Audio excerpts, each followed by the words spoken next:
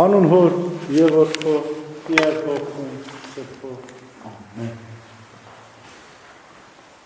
Այնտեղ դրված էր ախտաժետների, հիվանդների, կույրերի ու կաղերի, գոսացյալների մի ողջ բազմություն։ Եվ ջրերը խռովում էին, հուզվում էին, ով առաջինն էր իջնում, ավազանի մեջ բժշկվում էր։ Այս էր պատճառը Սելովամի ավազանի հաստատության, որովհետև այնտեղ շատ հիվանդներ էին, և Տերը ուզում էր իր աստվածային ողորմությամբ նրանց բժշկել։ Տաճարի դռանն էին հավատքում այս աղքատները, որպեսզի փող մուրային ժողովրդից, որպեսզի կարողանան իրենց գոյությունը ապահովել։ Այդ ժամանակ Սելովամի ավազանի ջուրը հաստատվեց Տիրոջ կողմից, որտև մարգարեները լռել էին, այլևս չկար մարգարե, չկար նշան, չկար հրաշք, ուրեմն սա աստվածային ողորմության մի ձև էր, որպեսզի ինչ-որ մի փոքրիկ միջոցով մխիթարի մեղավորներին։ Այնտեղ էր գտնվում, ինչպես ավանդությունն է ասում, մեր Տիրոջ Հիսուս Քրիստոսի խաչափայտի մասունքը, հենց խաչափայտի ձողը, որի վրա պետք է Քրիստոս խաչվեր։ Ասում են, որ Սողոմոնն էր բերել այնտեղ դրել, իսկ մինչ այդ Սեմը, Նոյի որդին, վերցրել էր այն երկար պատմություն ունի և հասել էր մինչև Սելովամի ավազանի մեջ, որ թարգմանվում է ուղարկված։ Եվ մեր Տերը Հիսուս Քրիստոս այդ խաչի վրա բևեռվեց և մեզ փրկություն պարգևեց։ Եվ Տիրոջ հրեշտակն էր իջնում այդ Սելովամի ավազան, Տիրոջ խաչափայտի վրա և բժշկություն էր անում։ Եվ միայն առաջին իջնողն էր բժշկվում, որովհետև այս Սելովամի ավազանը նաև ապաշխարության խորհուրդն ունի, որ շատ-շատերն են ուզում, բայց քչերն են ապաշխարության ջրով բժշկվում, որովհետև ամբողջական զղջում է պետք, ամբողջական ափսոսանք հրաժարում մեղքերից, միայն այս պարագային Սելովամի ավազանը, բժշկության ավազանը, ապաշխարության ավազանը կբժշկի մեզ, ով ուշացնում է, ինչպես այս անդամալուծն էր 38 տարի ուշացրել և չէր կարողացել մտնել ապաշխարության ավազանը, ով հետ չի կանգնում, արագ չի ընթանում դեպքի զղջում, դեպի ապաշխարություն, չի բժշկում Սելովամի ավազանը։ Բայց նաև այս Սելովամի ավազանը ոչ միայն ապաշխարության, արտասուքների ավազանի խորհրդանիշն է, այլ նաև մկրտության ավազանի խորհրդանիշ է։ Ինչպես Սուրբ ավազանի մեջ մենք մտնում ենք և սկզբնական մեղքից ու ներգործական մեղքերից ազատվում ենք,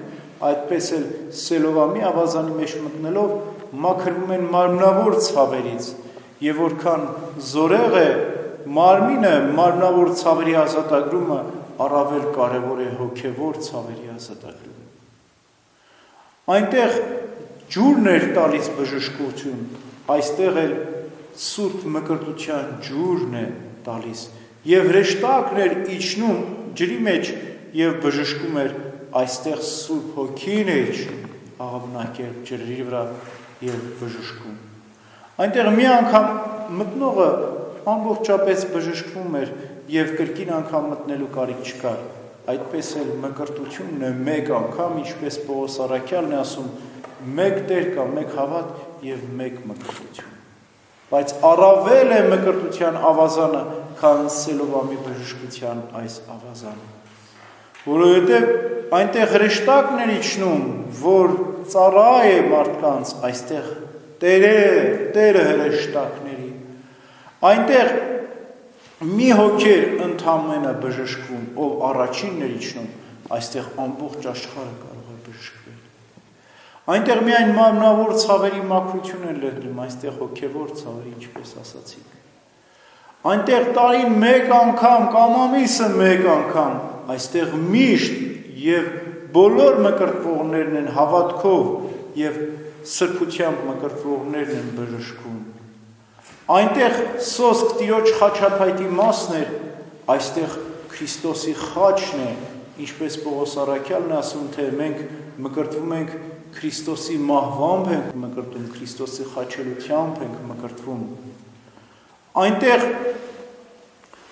ախտերը արգելք են լինում, որպեսզի բժշկվեին, այսինքն ովքեր տկար էին, ովքեր զորեղ չէին, ովքեր չունեին միջնորդներ, չեն կարողանում մտնել ավազանը Սելովամի, իսկ այստեղ որևէ միջնորդի կարիք չկա, որտեղ հենց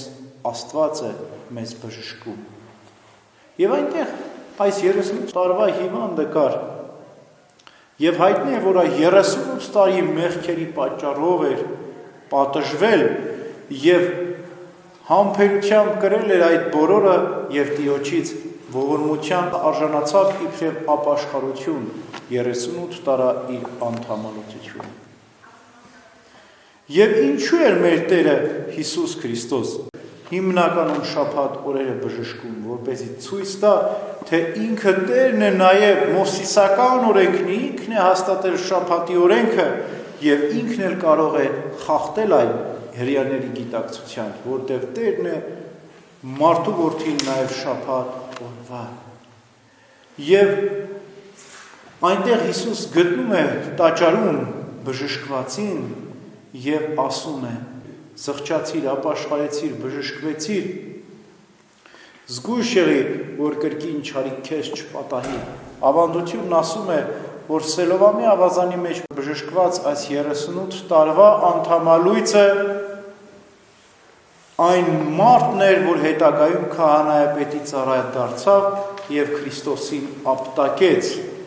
եւ Տերը կարծես մարգարեաբար ասաց, որ զգույշ եղի, որ քեզ ուրիշ չարիք չպատահի։